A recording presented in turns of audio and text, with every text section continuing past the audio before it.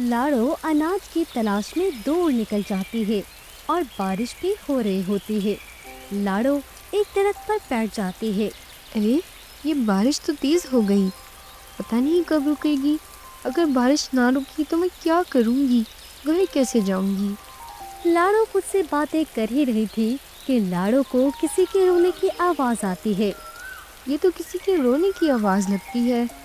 इस तरफ से आ रही है, जाकर देखती हूँ। लाड़ो उसके पास जाती है और देखती है वहाँ पर एक बच्चा था जो रो रहा था और उसके साथ एक बूढ़ा कबूतर भी था। कबूतर चचा, इसे क्या हुआ है?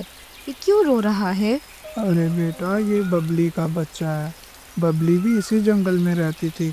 जब मैं अपने घर वापस आ रहा था ना, उसी वक्त मैंने देखा कि बबली को कोई चील खा रहा था।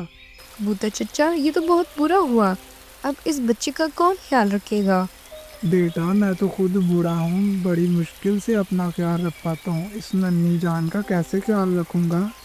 लाड़ो मन ही मन में सोचती है, इसे मैं अपने साथ ले जाती हूँ और इसे माँ बनकर पालूंगी। कबूतर चचा, इस बच्ची को मैं अपने साथ ले जाती हूँ और इसका ख्याल भी रखूंगी और इसे माँ बनकर पालूंगी। अरे बेटा, ऊपर वाला तुझसे खुश हो। इसका अच्छे से ख्याल रखना और मैं कभी कभी इसे मिलने के लिए आ जाया करूँगा। ठीक है कबूतर चचा, जैसे आपकी मर्जी। अब मैं निकलती हूँ। वैसे भी बारिश कम हो गई है।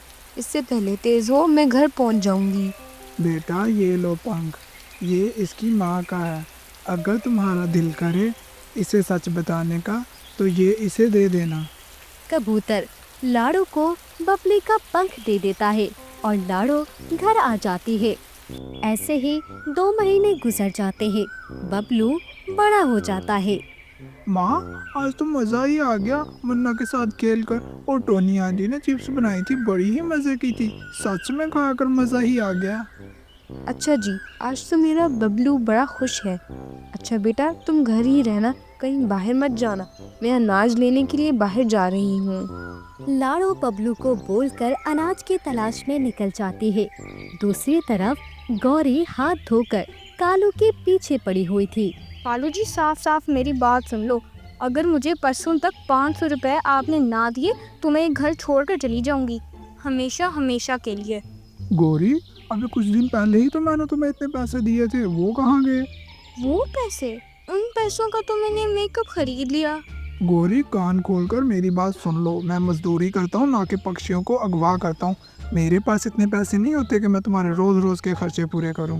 इतने में वहाँ पर गौरी का भाई मंगलू आ जाता है। आओ आओ मंगलू, कैसे हो?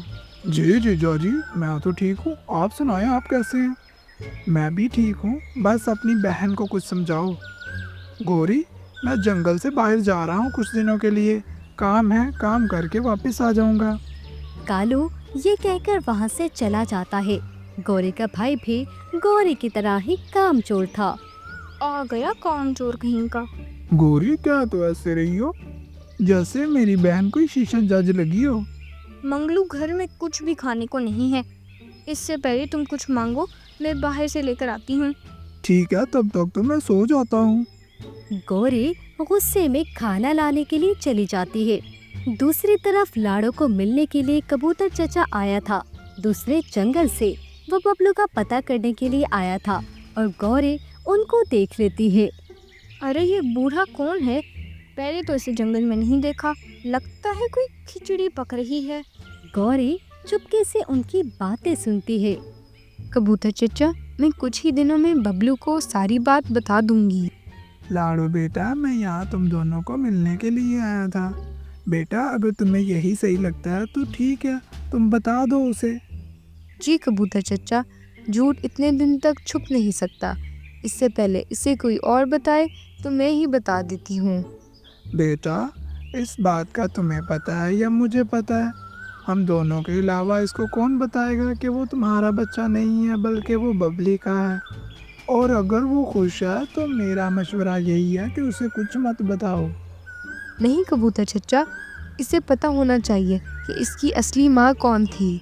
गौरी उनकी सारी बातें सुन लेती है। अच्छा, तो ये बात है। मैं भी कहूँ कि लाड़ू के अंडे की खबर तो सुनी नहीं, और बच्चा कहाँ से आ गया। दाल में कुछ काला तो सुना था, मगर यहाँ तो पूरी की दाल ही काली है। गौरी ये बात सुनकर सीधा चील के पास जाती है। काली कौवी, तू यहाँ पर क्या कर रही है? चील जी, मुंह संभाल कर बात किया करो। मैं यहाँ पर एक डील करने के लिए आई हूँ, जिसमें हम दोनों का ही फायदा है। कैसी डील? मुझे आप इन आमों के दरख्त से आम तोड़ने के लिए दोगे, और बदले में मैं आपको नरम नरम चिड़िया के बच्चे दूंगी खाने के लिए। मुझे तुमने पागल समझा है क्या? वो बच्चा अंधा है क्या? तुम जो कहोगी वो मान लेगा और जहाँ कहोगी वहाँ पे चले जाएगा। मेरे साथ क्यों, वो बच्चा खुद ही आपके पास आएगा। अच्छा तो फिर ठीक है, पहले बच्चे को लाओ, फिर जितने चाहे आम तोड़ लेना। मेरी तरफ से डील पक्की समझो। तो गौरी वापस चली जाती है और जाकर सारी बात मंगलू को बताती है। वो भी गौरी की तरह ही खुराफाती जहन का मालिक था और वो उसके साथ ही मिल जाता है। बेटा, मैं अनाज की तलाश के लिए जा रही हूँ और आज रात मैं तुम्हें कुछ बताऊंगी और तुम्हें एक ऐसी चीज़ दूंगी जो तुम्हारे लिए मेरे से ज़्यादा खास होगी। मामा, आपसे ज़्यादा खास मेरे लिए कुछ भी नहीं हो सकता। वो ऐसा क्या है जो आपने ये कह दिया कि वो मेरे से भी ज़्यादा खास है? बेटा, रात को मैं तुम्हें बता दूंगी, अभी मैं जा रही हूँ।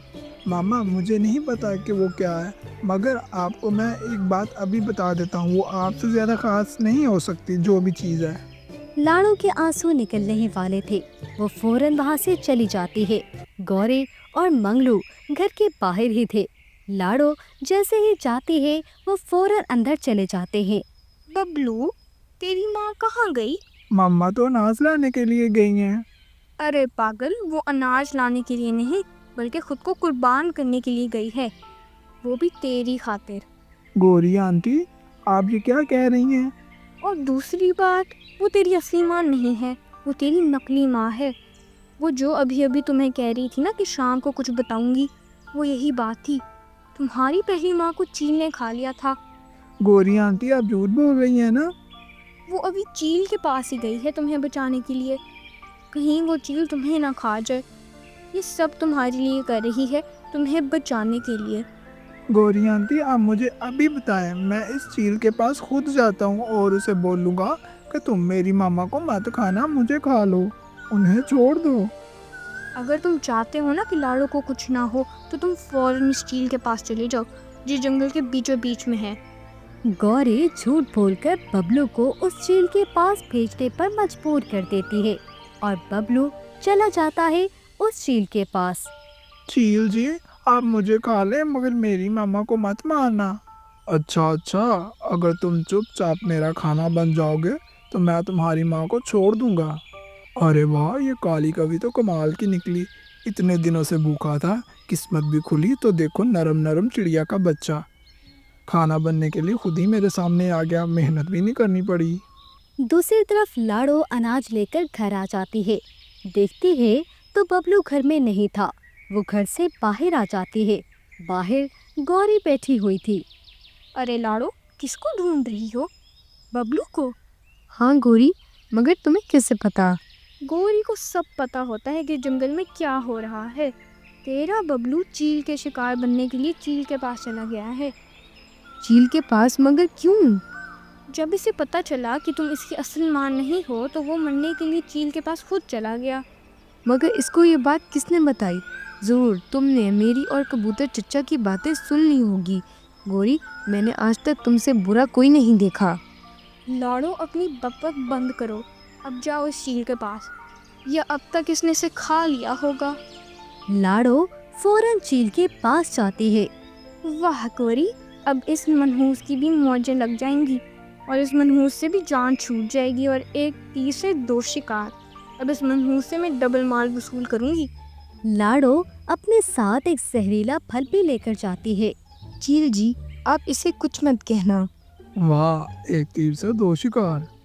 बबलू बेटा, ये फल मैं तुम्हारे लिए लाई हूँ, इसे खा लो जल्दी से और तुम में 10 हाथियों जितनी ताकत आ जाएगी।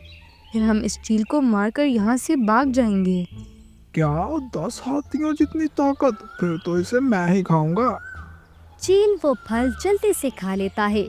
वो फल जहरीला था। चील जैसे ही वो फल खाता है, फल के जहर की वजह से चील गूंगा और बहरा हो जाता है और टेंशन के मारे पागल हो जाता है। लाड़ो और बबलू वहाँ से फौरन भाग जाते हैं। बबलू बेटा, मुझे माफ़ कर दो, मैं तुम्हें सच बताने ही वाली थी। गोरी ने चोरी में मेरी बातें सुन ली, इसलिए इसने तुम्हें कुछ और ही बता दिया। इससे पहले गोरी बताती, मैं ही तुम्हें बता देती। और जो चीज़ मैं तुम्हें कह रही थी ना कि मैं तुम्हें दूंगी, वो ये पंख था। ये पंख तुम्हारी माँ का है, जिसका नाम बिबली था, इसलिए मैंने तुम्हारा नाम बबलू रखा।